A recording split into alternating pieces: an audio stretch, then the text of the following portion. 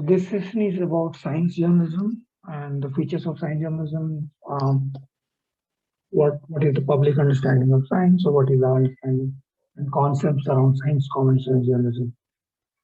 The word science is derived from the Latin word scientia, meaning knowledge. So science, the very term itself, is drawn from knowledge or means knowledge. So to communicate science is effectively to communicate knowledge. And at its most basic level, science communication can thus be thought of as those in the know informing those that are not. Okay, so it's basically the transfer of knowledge from one segment of the society to another as knowledge to the ones who lack it and who are interested or how the entire transfer process happens. A little bit about the history. In ancient Greece, this imparting of knowledge took place in public debates where understanding and thoughts were deliberated by the masses. Okay. So several discussion forums and public debate platforms were created where discussions would happen and deliberations would happen. And people would try to educate themselves through these sort of um, events. This democratization of knowledge and inquiry ultimately led to the dawn of experimentation and with it, the advancement of philosophy and science. Understand that science is deeply rooted and intricately linked with philosophy as as a discipline, and it is crucial to understand that how these two uh, are interrelated and how they help each other hand in glove, because both are um, you know deeply connected to the cognitive abilities of human beings. Wherever we have reached today at this point in time, the very fact that we are interacting through this medium, it is possible because there were scientists who over a period of time realized that communication devices are important, and that itself is a very philosophical thought, that how do we communicate with each other, and then can we communicate through airwaves, can we communicate using a device. Right, every kind of invention and discovery that has happened because of that experimentation process. It has happened because of democratizing the knowledge platforms and how inquiry would ultimately lead to curiosity and different kind of activities. The invention of the printing press was a very significant contribution in terms of science journalism and science communication, especially when it happened in 1456 by this German uh, scientist called Johannes Gutenberg, who eventually made the printed word more accessible because of the technology of printing press.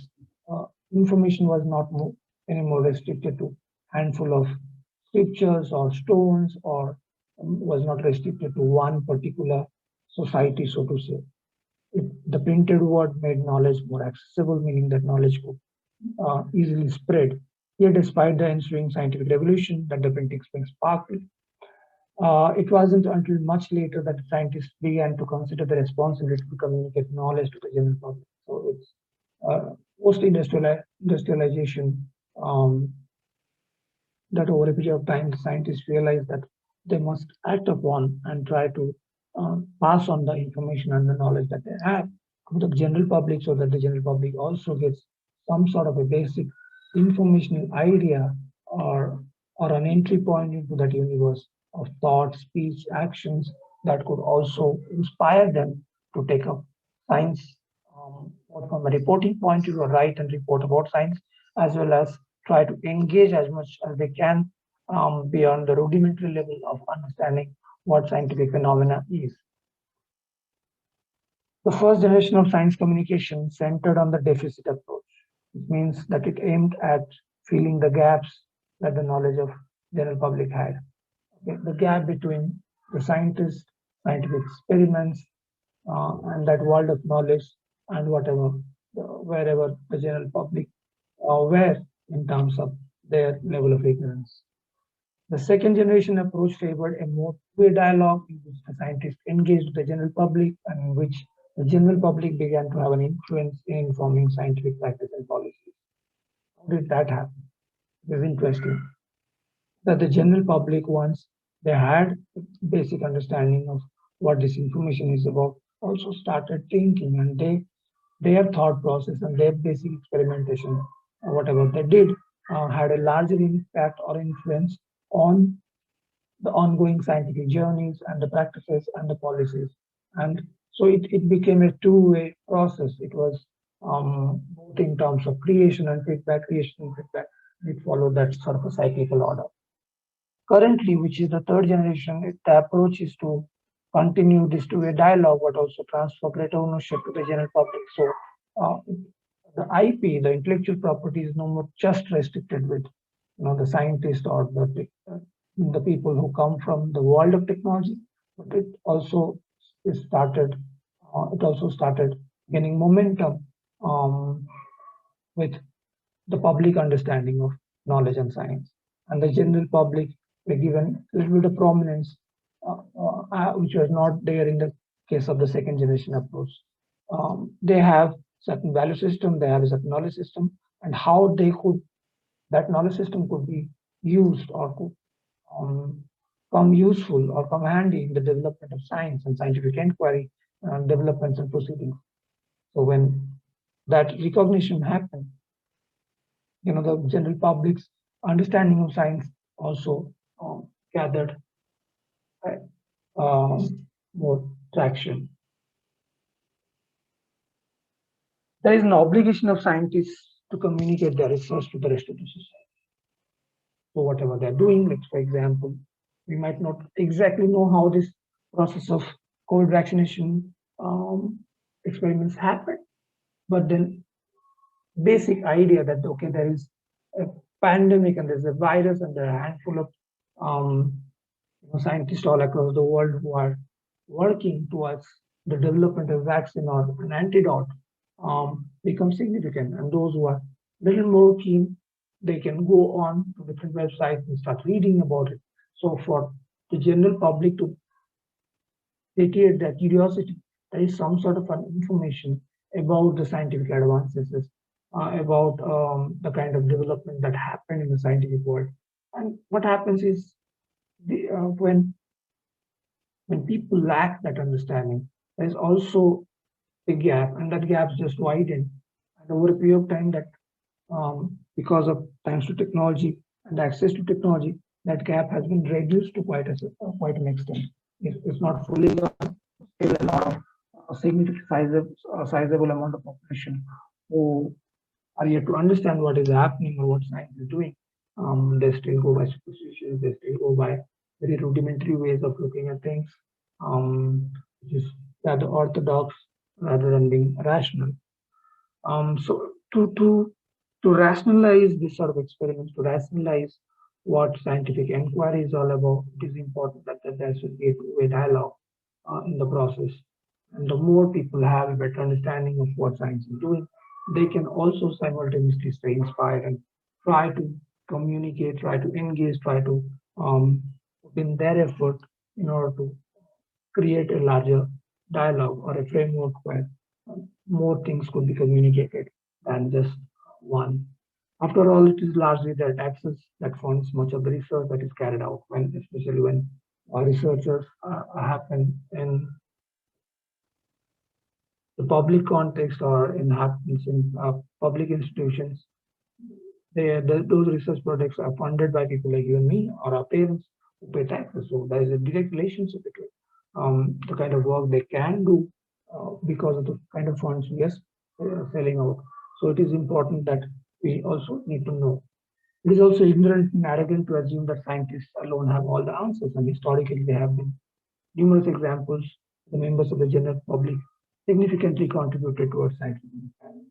If you read about public understanding of science or public awareness of science, you'd come across several instances where you would see how general public started experimenting on things, and then eventually their contributions came handy, or it was rewarding regarding that particular scientific context of the development.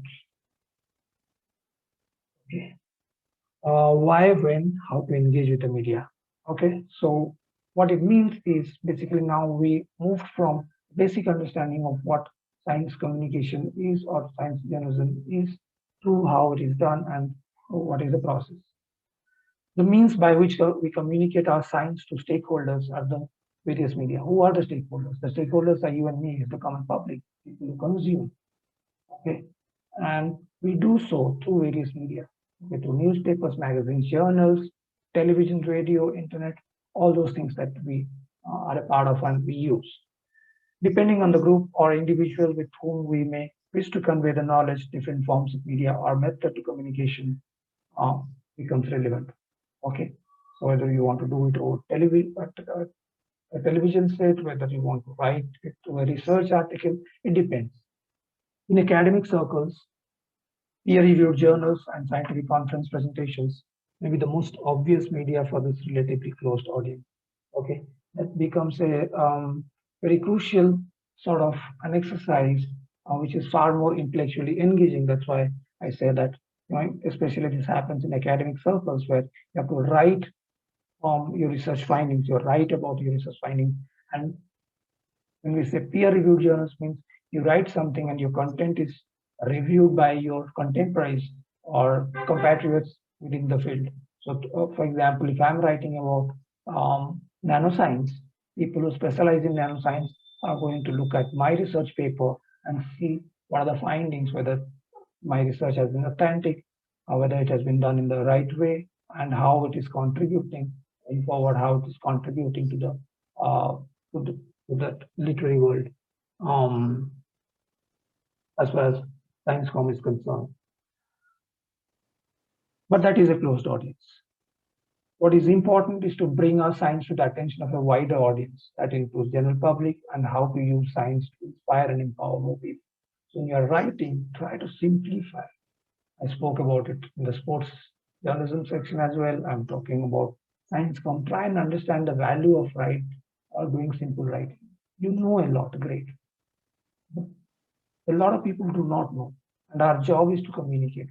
Our job is not to put them in a situation where they feel intimidated by our write-ups, which is what happens. If I pick up, if I take a biotech technology science article or a biotechnology journal article and give it to you, many times you won't be able to figure out because it's only the field experts or those people who are from the field, they will be able to have some sort of an understanding regarding that and they will be able to relate to that content. But biotechnology is equally important for you, me, everyone who survives in this biosphere. So how do we try to engage with a larger audience or the segment of the society by taking that knowledge from really closed academic cabins and discussion forums to create a wider framework for dialogue with the common public and how they can understand and develop their knowledge base. Many scientists do not realize that when their research is of interest to the media, and there are also some who think that the science is exciting for journalists when it is not. So it's a two-way process. Many a times you assume, and it works on an assumption basis. You do something and you are curious and you think that this is an excellent potential piece, and the science.com people or the science journalists must give value to it and publish and write and discuss about it, whereas it might not be suitable or relevant to that journalist or to that newspaper or that publication now at that point in time. So getting in contact with your institution's press office means that they can only help you to find out whether your research is newsworthy, and if it is, then how best to go about ensuring that it reaches the widest possible audience. Okay, so if you're this happens again if you're institutionally bound. Like I was working with Times of India with the sports bureau. So if somebody you know, who is a science journalist with the Times of India would approach his editor to see how to reach out to a major number of audience, whether we are going to do it with a Sunday feature story or we are going to just try to restrict that story within Hyderabad or wherever it is located. The next step to consider is your narrative or the message that you think must reach the audience. So identify your audiences, identify what is your readership and the nature of your readership, who are going to read these stories, and then see what is the best and the possible way or the most accurate or the informative way to reach out to that wider audience. And whosoever is reading, they should get the best of that story. So it is very crucial to engage with the media, being a science communicator, but understand at what point in time and what sort of a space, requirement, constraints, potential scope gap is there to, especially when you're going for publications. Many of the science news stories you have seen on television or heard on radio will have first been picked up by a science journalist specializing in scientific news by reading a press release. That press release again created by a science journalist or somebody who specializes that particular event or that engagement. Other press releases may be directly sent to specific news organizations, newsletters. There's a publication that has happened, or there's a new discovery, or there's a new invention, and you want to reach out to the press and say that it has happened. Many times your organization does it on your behalf. The organization fails to do that. You can personally reach out to newspaper organizations and try to get that story published because you want more and more number of people to know about the kind of contribution you are doing to that particular society. The press release may be sent to a larger database that alerts potential journalists or may be sent to specific journalists in a more targeted way. So it depends on the story, it depends on who you are, the ecosystem where do you stand. Are you a fresher? Are you a new journalist? Or are you somebody who is seasoned, who has spent decades and decades reporting and writing and researching about science? Often the success or take-up of your press release might depend on the coverage of big news stories in the press at that time or an editorial policy, which is why it can also be important to consider the timing of the release of your story to the world. Right now, when the world is going through global oil crisis and there is a health scenario at hand, at this point in time, what kind of story you want to explore and what sort of story would gain traction, momentum within the public. Anything related to COVID-19, anything related to the development of action, anything related to the post-pandemic um, science com scenario, all these things are topical in nature. They are in discussion within the public. So people would be curious to know. So that would be a right time to do that story. Many times other stories do take precedence. So your story might get lost in the process. So be careful while putting those things across. Okay, how to do it? Try to keep it simple. Talk in non-technical language whenever possible. This is extremely crucial. Avoid jargons as much as possible. Try to come up with the most simplistic way to put a certain idea together. The more simple it is, the more easier the read becomes. The more easier the read becomes, the more connectivity that story will find. So understand why you are writing, who are you writing for. If you are writing for a scientific community who are already familiar with the nuances of that particular technology or that process, then that's not difficult. When you're writing for the common man, when you want them to know, when you want the larger public to engage, debate, discuss about that particular topic that you've written about, then unless you keep it simple, it becomes extremely difficult. Then keep it on point. Don't try to drive your story. Try to define and discuss what is the narrow scope of that story. Do not stray. Really, ideally identifying one key point you know you need to make. So make your point. Try to identify, maybe through bullet points or maybe through very lucid framework. Try to narrow down what you want to talk about, and instead of beating around the bush, go straight and talk about it. So keeping it on point also becomes important. These are the key tricks to which you can draw attention of your boss in order to get your story accepted. Be clear, do not make vague statements or do not use ambiguous language. When you are making vague statements, you will lose credibility as a journalist, as a reporter. And if you are using ambiguous language, then your story lacks clarity. The boss itself will scrap the story. Be accurate, make sure you have researched what you're saying and you know what you're talking about. Otherwise, why are you doing it? Okay, I always ask this question: why are you filing the story, and how is it relevant to the public? It would be the best piece that you're writing for all the organization cares. The point is, at the end of the day, they are running a business enterprise and they are also catering to the public.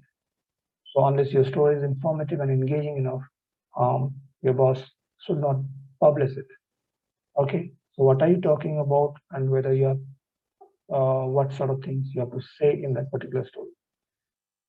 Okay, so if you are not formally trained in science journalism, let's say many of us do not get, especially in India, we don't have too much of scope to train ourselves in that particular specialized beat. So what we could do is get started with some sort of research and objective documentation of research projects. We try to see what sort of things are happening in the science world of science. Interventions, discoveries, crucial discussions, um, private versus public funds, who is engaging. Let's say, for example, IITs across IITs, what sort of experiments are happening as far as public health is concerned, or a particular technological advancement is concerned. It could be anything. It could be any kind of science for that matter, physical science, something to do with chemistry, something to do with disease eradication, pollution, environment, anything for that matter. Wherever there is a scientific entry point, so try to expand your knowledge base. Try to do a bit of research and try to put together the data, whatever you are trying to do. And traditionally, what happens is if you are connected to a newspaper house or a magazine, or you work in a mainstream media, you do get a scope and a little bit of opportunity to explore these stories and possibly take them out. But if you are a freelancer, you are starting out, you are aspiring, and you don't have an affiliation, institutional affiliation, so to say, you can always do this work parallelly and start publishing it on the web. Okay, and this also allows you to expand your knowledge base by interacting or engaging with more number of public, whoever is interested in those kind of discussions. And then you could always um, put them across through blogs and podcasts, uh, like people are doing in the other sector. Okay, so that's more or less about ScienceCom that I want to discuss and talk about. I'll stop here, and then if you guys have any questions or queries, thank you.